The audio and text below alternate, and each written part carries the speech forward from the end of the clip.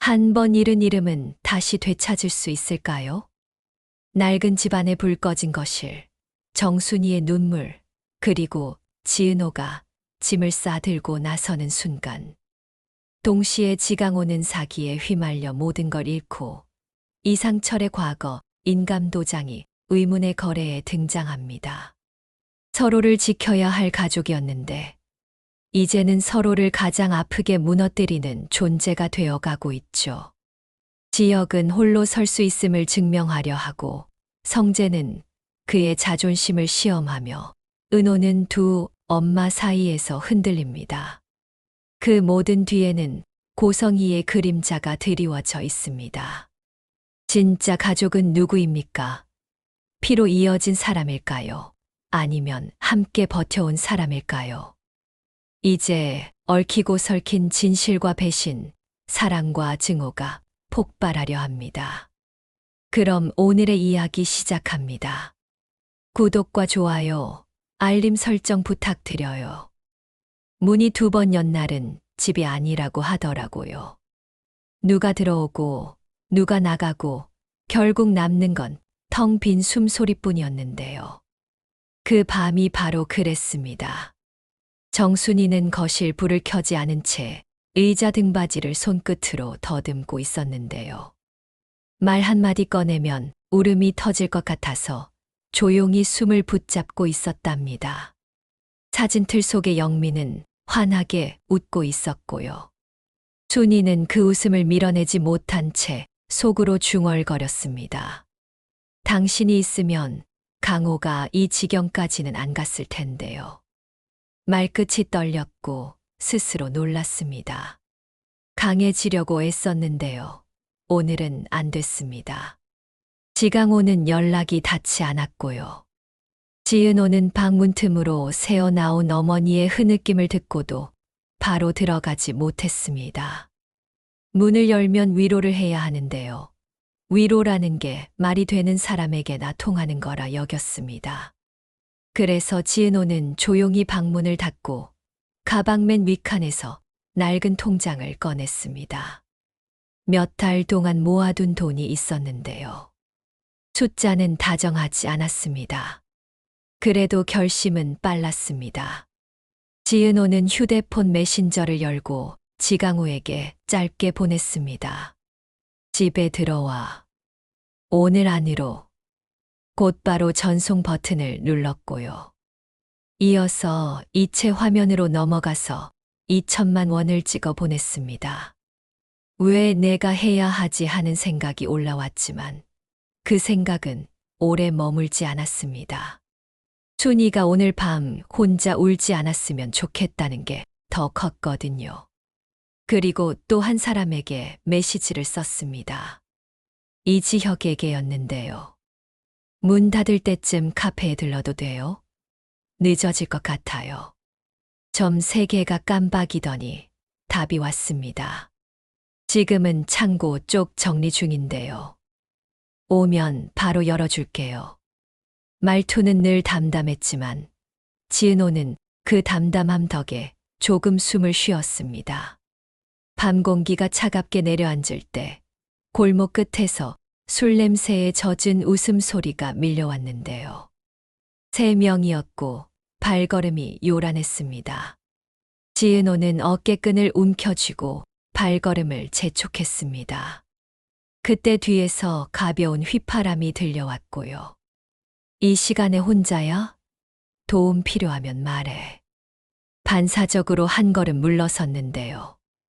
손목을 잡히는 데에 걸린 시간은 2박자도 안 되었습니다. 숨이 막히는 건 공포 때문만은 아니었고요. 이런 일에 익숙해지기 싫은데도 몸은 익숙하게 굳었습니다. 손 놓으세요. 지은호의 말이 떨리자 한 남자가 비웃었습니다. 우린 신사야.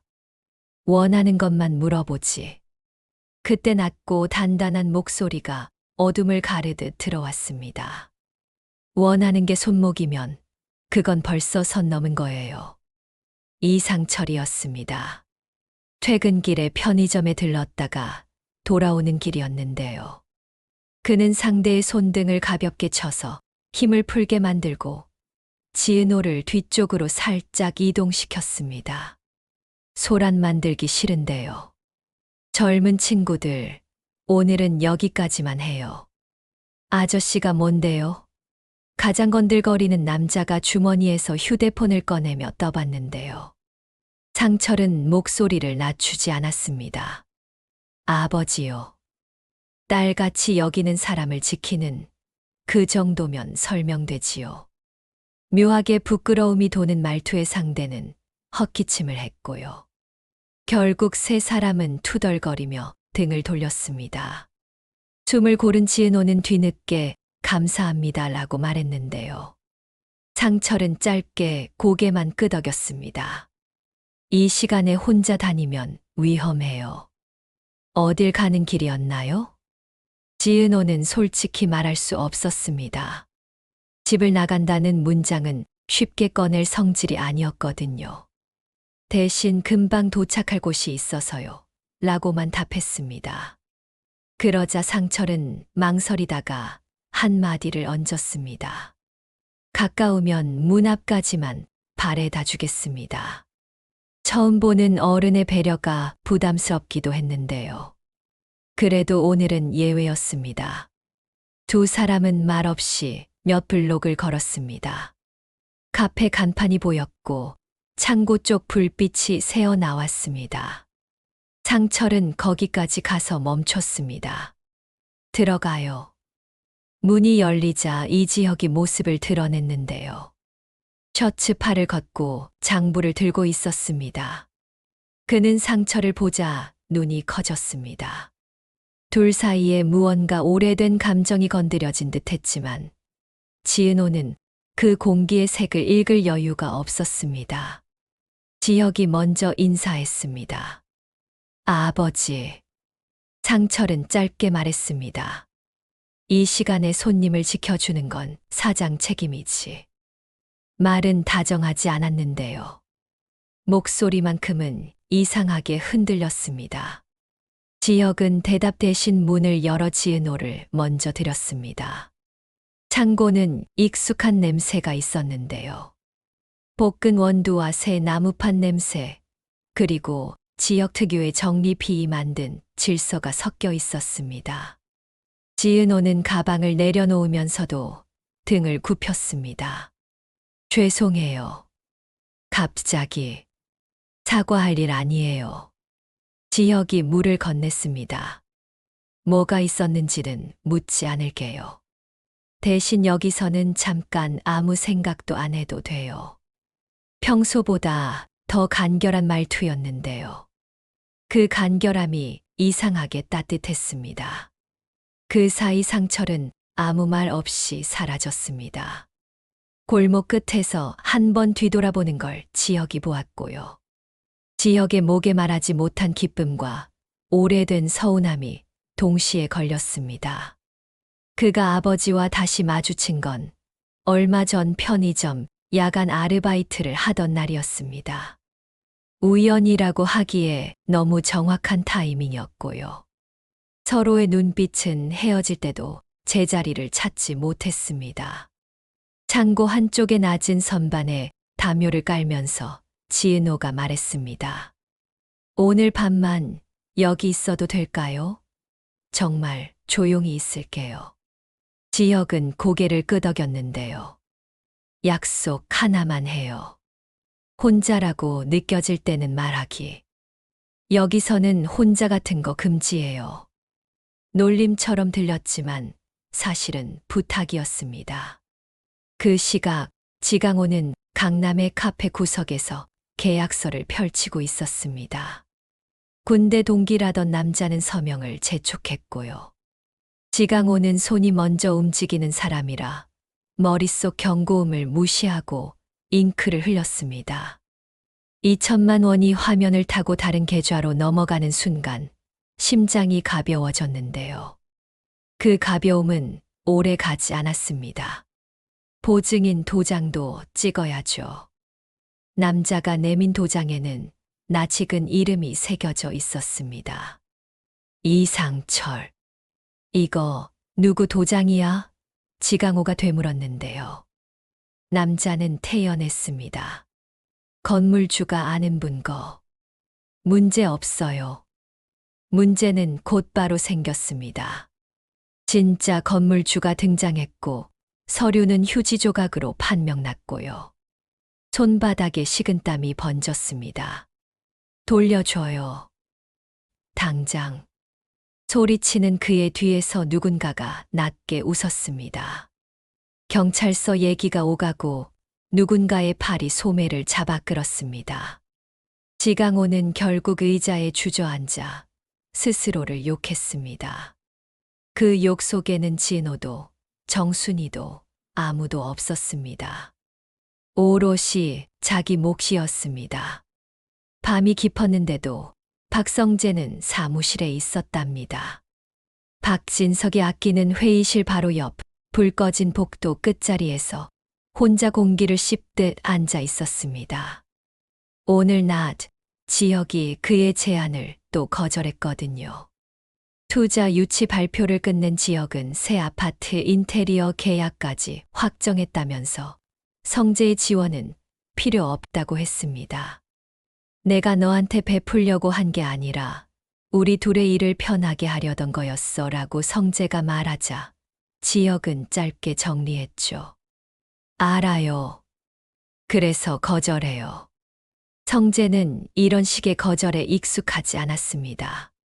사람의 호의를 이용하지 않는 자존심은 존중할 수 있었는데요. 문제는 그 자존심이 지은호 앞에서 자꾸만 빛이 난다는 점이었습니다. 질투라고 단정하기 싫었지만 질투였습니다. 그는 책상 서랍을 열고 오래된 명함 하나를 꺼냈습니다. GLI 홀딩스. 얼마 전 회계 쪽에서 지나가듯 들은 이름인데요. 지강호 건과 별개로 회사 주변을 맴도는 작은 그림자들의 중심에 이 명함이 있다는 얘기였습니다. 성재는 천천히 속삭였습니다. 이름이 왜 이렇게 자꾸 겹칠까? GLI가 고성희가 예전에 관여했던 재단 자회사 약칭 중 하나와 발음이 닮아 있었고요. 고성희는 요즘 박영라의 전시를 돕는 척하면서도 묘하게 거리를 두고 있었습니다. 겉으로는 후원, 속으로는 관리. 성재는 어릴 때부터 그 이중성을 옆에서 보며 자랐고 늘 침묵으로 배웠습니다. 다음 날 새벽 창고 한켠에서 눈을 뜬 지은호는 낯선 평온에 놀랐습니다. 밤사이 무사했구나 하는 안도가 먼저였고요. 그 다음에 밀려온 건 엄마 생각이었습니다. 휴대폰을 켜자 알림이 쏟아졌습니다. 들어오라는 메시지는 없었고 대신 밥은 먹고 다녀라 라는 한 줄이 있었습니다. 정순이 특유의 단단한 사랑이었죠. 지혁은 먼저 일어나 있었는데요. 머그잔에 따뜻한 물을 채워 건넸습니다. 커피는 아직 이르죠. 물부터. 지은호는 잔을 잡고 한숨처럼 웃었습니다. 지혁 씨는 왜 늘 이런 타이밍에 정확하죠? 일이 많아서요. 일정을 장난처럼 다루면 끝장이니까요. 농담이었는데요. 속뜻이 없지 않았습니다. 지혁에게는 다시 돌아온 기회가 있었습니다. 건설사 모델하우스 시범 인테리어, 소규모 상가 리노베이션, 그리고 카페 확장. 모두 손이 모자랄 정도였고요. 성재의 돈을 거절한 것도 그래서였습니다. 혼자서 해보고 싶었습니다. 누군가의 그늘에서 벗어나도 버틸 수 있다는 걸 증명하고 싶었고요. 그때 카페 문 쪽에서 인기척이 났습니다. 지강호였습니다. 초췌했고 눈은 충혈되어 있었답니다. 문턱에서 서성이다가 겨우 입을 열었습니다. 누나. 지은호의 손이 본능처럼 잔을 꽉 쥐었습니다. 왜 왔어? 목소리는 차갑게 나갔는데요. 손끝은 떨렸습니다. 지강호는 한참을 머뭇거렸습니다. 그러다가 주머니에서 구겨진 서류를 꺼내 탁자에 올려놓았습니다. 당했다. 내 잘못이다. 근데 이거 여기 보증일란에 아저씨 이름이 있어. 이상철. 지역의 시선이 서류에 꽂혔습니다. 지역은 그 이름을 누구보다 잘 알았는데요. 아버지의 이름이 남의 사기에 올라가 있다는 게 믿기지 않았습니다. 어디서 난 거야, 이건? 군대 동기라는 사람이 건물주가 아는 분 도장이래. 가짜일 가능성이 높아요. 지역은 단정적으로 말했는데요. 말 끝에 미세한 분노가 걸렸습니다. 진짜면 더 큰 문제고요. 지강호는 의외로 순순했습니다. 나 경찰서 가려고. 같이 가줄래? 혼자 가면 더 바보 될 것 같아서. 지강호가 이런 식으로 부탁하는 건 드문 일이었는데요. 지은호는 잠깐 눈을 감았다. 뜨고는 고개를 끄덕였습니다. 가자. 대신 오늘은 변명하지 마라. 사실만 말해. 경찰서에서 조서를 쓰는 동안 지역은 한 통의 전화를 받았습니다. 번호는 저장되어 있지 않았는데요. 익숙한 쉼표가 들려왔습니다. 나다. 이상철이었습니다.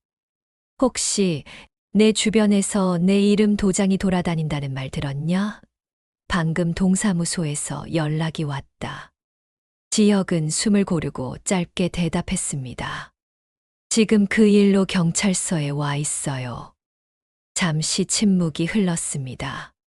그리고 상철이 단단히 말했습니다. 거기서 기다려라. 모든 서류를 직접 확인하자. 이런 건 시간을 두면 상처가 커진다. 아버지 특유의 명령조였는데요. 이상하게 마음이 덜컥 내려앉았습니다. 정오 무렵 세 사람은 한 탁자에 마주 앉았습니다. 담당 형사가 서류를 훑으며 고개를 갸웃거렸습니다. 도장은 정교했지만 인주 번짐과 각인의 깊이가 실제와 미묘하게 달랐고요. 상철은 지갑에서 자신의 인감증명서 사본을 꺼내 비교했습니다. 눈매가 서서히 차갑게 식었습니다. 누가 내 이름을 여기까지 끌고 오나 했더니 기술이 좋다. 옛날 버전 각인이네. 형사가 묻자 상철이 설명했습니다. 15년 전까지 쓰던 인감도장이 있어요. 분실 신고는 했는데요. 그때 사진관에서 서류 복사를 맡겼다가 인감이 찍힌 종이가 흘러나간 적이 있었죠. 그건 오래전 이야기라 잊고 살았는데요.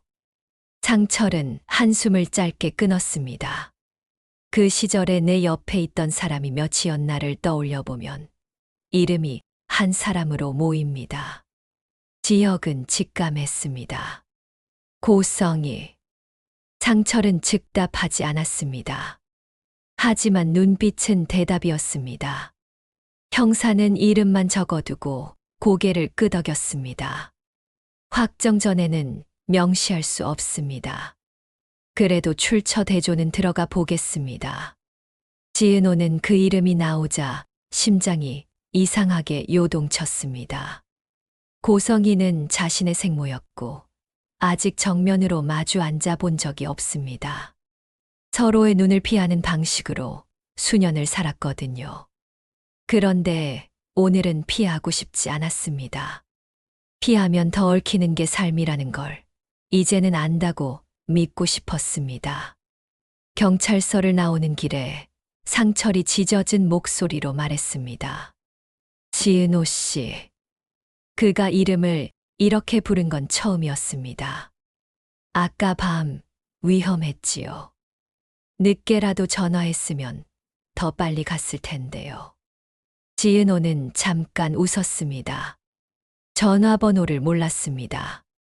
상철이 당황스럽게 고개를 끄덕였습니다. 그렇죠. 서로가 서로를 모르는 게 오늘 제일 아픈 말이네요. 그의 시선이 아들에게 머물렀습니다. 지혁은 눈을 피하지 않았습니다. 이름이 도난당하는 건 흔합니다. 근데 우리가 서로를 불러줄 이름을 너무 오래 묻어둔 게 더 문제였네요. 꽤나 지역다운 말이었습니다. 오후 늦게 박성재는 차를 몰아 카페 앞에 섰습니다. 들어오기 전 그는 고성이에게서 온 메시지를 여러 번 읽어봤는데요. 이번 주 이사회 안 건 내가 올린 자료 중 일부는 회장님 스타일이 아니야. 부드러운 어조였지만 뜻은 하나였습니다. 수정을 하라는 압박. 성재는 거울을 보며 넥타이를 풀었다 조였습니다. 오늘은 개인 일로 온 거라고 스스로에게 말했지만 회사의 일은 늘 그림자처럼 따라붙었습니다. 문을 열자 먼저 시야에 들어온 건 지혁과 지은호의 옆모습이었습니다. 두 사람은 계약서 사본을 들여다보며 뭔가를 상의하고 있었고요. 성재는 걸음을 멈추지 않았습니다. 경찰서 다녀왔다며 목소리는 평정했는데요. 눈동자는 그러지 못했습니다. 지은호가 먼저 고개를 들었습니다. 도움이 필요해서요. 신고는 했고요. 추적도 시작됐습니다. 성재는 고개를 끄덕였습니다. 변호사 붙일래? 회사 쪽으로 이야기하면 빠르게 움직여줄 수 있어. 지혁이 조용히 끼어들었습니다. 고마워. 그런데 우리 쪽에서 먼저 해보자. 성재는 한숨 섞인 웃음을 흘렸습니다. 또 그 말이야? 또 그 말이 필요하니까요. 말이 오가는 사이 지강호가 고개를 숙인 채 죄송합니다만 반복했습니다. 성재는 그 자세가 익숙했습니다. 사람들이 자신 앞에서 보이는 죄책감은 종종 계산이 섞여 있었거든요. 그런데 오늘의 지강호는 달랐습니다. 그는 계산할 여력이 없었습니다. 성재가 잠깐 생각을 바꿨습니다. 신고 접수 번호 줘. 내가 아는 쪽에도 비슷한 사건이 있었거든. 패턴이 겹치면 빨라질 수 있어. 지혁은 잠시 망설였지만 숫자를 건넸습니다. 성재가 휴대폰에 메모하는 동안 지은호가 그를 똑바로 바라보았습니다. 고마워요. 근데 성재 씨, 한 가지만 묻고 싶어요. 만약 저 때문에 지혁 씨랑 사이가 더 멀어지면 그때도 계속 도와줄 건가요? 질문은 정면이었고요. 성재는 회피하지 않았습니다. 도움은 도움이고 감정은 감정이야. 둘을 섞지 않으려고 노력 중이다. 그는 스스로도 그 말을 믿고 싶었습니다. 그날 밤 정순이는 빈 방의 공기를 정리하듯 천천히 서랍을 뒤졌습니다. 오래된 봉투 하나가 손끝에 걸렸는데요. 서류의 제목은 입양신고. 날짜는 오래전이었고 서명 옆에는 떨리는 필체로 내 딸이라는 단어가 연필로 눌러 써 있었습니다. 순이는 잠깐 라디오를 껐다 켜듯 숨을 멈추고 그 종이를 접어 품에 넣었습니다. 내가 지켜야 했는데요. 그는 낮게 말했습니다. 그래도 아직 늦지 않았습니다. 다음 날 아침 이상철은 동사무소에서 오래된 분실 기록을 다시 조회했습니다. 담당자는 고개를 끄덕이며 말했습니다. 그 당시 동일 인형으로 복제된 가능성이 있어 보입니다. 그리고 이 이름 보세요. 목록의 한 줄에 고성희의 친필로 예상되는 수령 확인 메모가 희미하게 남아 있었고요. 날짜는 상철이 기억하는 바로 그 해였습니다. 상철은 입술을 깨물었습니다. 이 일을 오래 끌면 또 누가 다친다. 그가 카페로 돌아왔을 때 지혁은 이미 작업복으로 갈아입고 목재를 재고 있었는데요. 둘은 서로를 보며 말없이 시간을 조금 흘려보냈습니다. 상철이 먼저 말했습니다. 어제 내가 한 말, 우리가 서로를 부르지 못한 이름 얘기.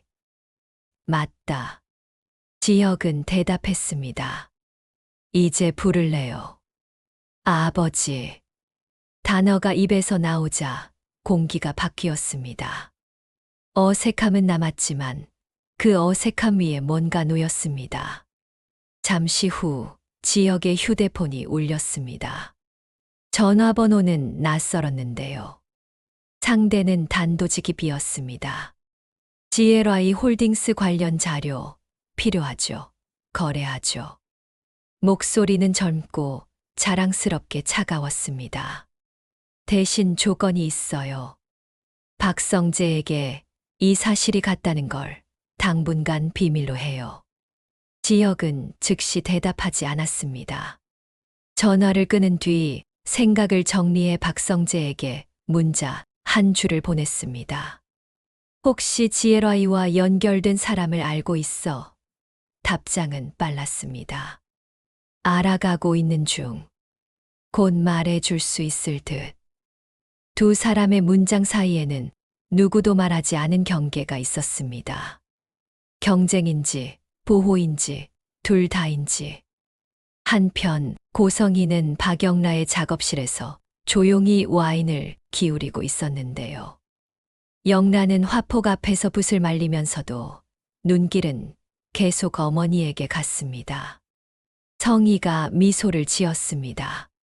이번 전시 작게 가자. 친한 사람들만 불러. 영라는 고개를 갸웃했습니다. 보통은 크게 가자고 하시잖아요. 크게 하면 시선이 너무 많이 와. 요즘은 작은 게 좋아. 영라는 어머니의 말 속을 읽었습니다. 어머니는 언제나 필요 이상의 관심을 싫어했는데요. 오늘의 그 말은 유난히 단단했습니다. 영라는 조심스럽게 물었습니다. 엄마, 혹시 누군가를 피하세요? 성희는 웃었습니다. 피하는 게 아니라 선택하는 거지. 미소가 매끄러웠지만 손끝은 잔을 세게 쥐고 있었습니다. 저녁이 되자 지은호는 집으로 돌아갔습니다. 현관 앞에서 한참을 서 있다가 초인종을 눌렀는데요. 문이 열리자 정순이가 서 있었습니다. 눈은 부어 있었지만 표정은 단단했습니다. 둘은 말없이 껴안았습니다. 오래 울지는 않았습니다. 울음은 시작과 끝을 구분할 줄 아는 법을 두 사람은 오래전에 배웠거든요. 식탁에 마주 앉아 밥을 먹으면서 지은호가 먼저 말을 꺼냈습니다. 엄마, 나 사실 고성이 만나볼 생각이에요. 순이는 숟가락을 내려놓았습니다. 언젠가 해야 할 일이지. 다만 우리 둘의 삶이 흔들리지 않도록 내가 중심을 잡아라. 누가 뭐래도 넌 내 딸이다. 말은 짧았지만 오래 준비된 문장이었습니다. 그때 지강호가 문을 열고 들어왔습니다. 고개는 더 깊게 숙여졌고요. 순이는 말을 아꼈습니다. 지강호는 두 사람 앞에 서서 단호하게 말했습니다. 다시 시작할게. 알바부터라도. 돈은 내가 만든 구멍은 내가 막을게. 지은호는 냉정하게 물었습니다. 그 약속, 몇 번째야?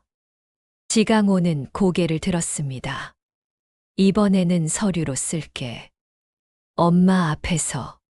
순이는 고개를 끄덕이지도 고개를 젓지도 않았습니다. 말은 적고 행동은 길게 해라. 그게 전부였습니다. 며칠 뒤 경찰서에서 연락이 왔습니다. 위조된 인감의 출처가 좁혀졌고 중간 브로커가 붙잡혔다는 소식이었는데요. 체포된 청년의 휴대폰에서 GLI 관련 단서가 나왔습니다. 전달책에게 보낸 메시지 목록 중에 회장님 쪽이라는 메모가 붙은 번호가 있었고요. 최종 고리까지 가려면 시간이 더 필요했습니다. 하지만 퍼즐 조각은 방향을 찾고 있었죠. 성재에게도 비슷한 소식이 들어갔습니다. 그는 자료를 정리해 박진석에게 올리려다가 멈췄습니다. 만약 이 고리가 집안 쪽으로 연결돼 있다면 그 다음에 오는 파도는 통제 불가능해질 겁니다. 성재는 잠시 책상에 이마를 대고 조용히 숫자를 세었습니다. 하나, 둘, 셋. 그리고 전화를 걸었습니다. 지혁. 우리가 잠깐 같은 편이면 안 될까? 지혁은 짧게 웃었습니다. 조건. 지은호에게는 상처 주지 않기. 비밀을 이용하지 않기. 그건 나도 같은 조건. 둘은 처음으로 같은 문장을 공유했습니다. 밤, 카페 창고에서 또 한 번 불이 켜졌습니다. 이번엔 세 사람이 마주 앉았는데요. 지혁, 지은호, 성재. 테이블 위에는 사건 도표가 그려진 노트가 펼쳐져 있었습니다.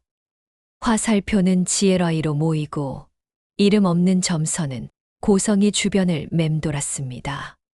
지은호가 말했습니다. 저 이름을 정면으로 부르기 전에 내 마음부터 정리할게요. 엄마와 나, 그리고 생모와 나. 둘 다 버리지 않겠습니다. 성재가 고개를 끄덕였습니다. 그 선택 힘든데요. 해낼 거야. 지혁이 말을 보탰습니다. 누군가의 그늘 없이도 서 있을 수 있다는 걸 보여줘요. 우리 셋 다. 창밖으로 새벽 공기가 옅게 흘렀습니다. 아직 끝난 싸움은 하나도 없었습니다. 하지만 각자의 자리가 조금 명확해졌고요. 이름을 숨기지 않기로 한 사람들은 더 이상 예전처럼 쉽게 도망치지 않을 거였습니다. 그리고 마지막 퍼즐처럼 조옥래와 김장수가 아침 장바구니를 들고 카페에 들렀습니다. 두 노인은 서로를 놀리듯 투닥거리며 앉았고요. 옥래가 말했습니다. 젊은 것들 눈빛이 달라졌네. 좋은 신호야. 장수는 웃었습니다. 눈빛이 달라지면 세상이 달라지는 거라더라고요. 그 말을 들은 지혁은 무심한 척 고개를 돌렸습니다. 성재는 미소의 결을 조금 바꾸었고요. 지은호는 깊게 숨을 들이마셨습니다. 오늘은 어제와 달라야 한다고 셋 다 알았습니다. 그러나 경고 하나는 남아 있었죠. 지혜라이의 마지막 번호는 아직 열리지 않았고 고성이는 여전히 작은 전시를 준비하며 통화를 짧게 끊었습니다. 이상철은 오래된 인감의 그림자를 완전히 지우려면 더 많은 과거를 꺼내야 한다는 걸 직감했습니다. 정순이는 입양 서류를 다시 접어 서랍 깊숙이 넣으면서 다음번에 그 서류를 꺼낼 때는 더 이상 눈물을 흘리지 않겠다고 마음먹었습니다. 이름을 되찾는 일은 오래 걸리지만 한 번 시작하면 멈추기 어렵습니다. 그걸 안 사람들이 드디어 같은 방향을 향해 걸음을 맞추기 시작했는데요.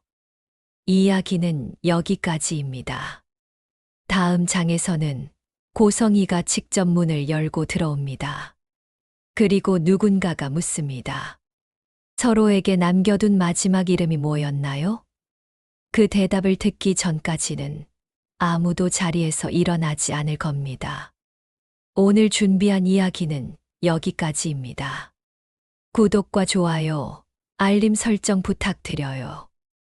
끝까지 시청해 주셔서 감사합니다.